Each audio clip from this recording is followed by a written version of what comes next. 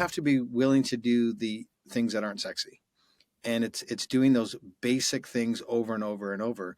And in fact, the secret to success is being okay with the monotony, the things that are just so boring. And I saw a thing on Instagram the other day where um, arguably the greatest shooter in basketball history is Steph Curry. Not the greatest player, the best shooter, purest shooter.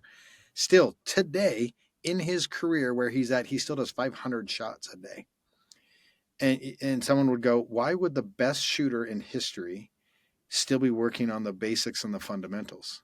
Well, because he gets it. And he understands that that's what's got him there. And in order to keep you there, you have to still do those same things, right?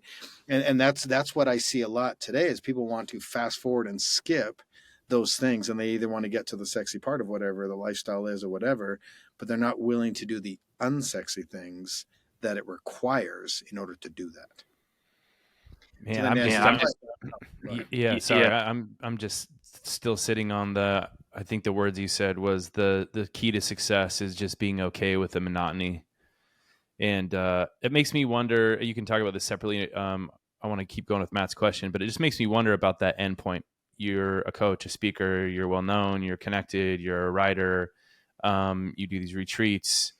Is that more rewarding than the grind along the way? Or do you have like a fondness for that monotony in those years and like marathon 39 somewhere in Minnesota, like in an indoor pool or something like, do you have a fondness for that? Does it equal the end, that monotony? Yeah, man, this is such a great question. And I love both. Like I love what I'm doing now.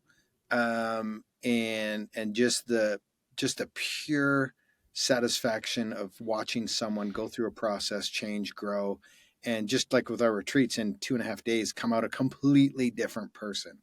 That fills my bucket beyond words. And then there's times when I look back and I'm like, oh man, I wish I was on a trail right now, just grinding and suffering and trying to win the conversation inside my head.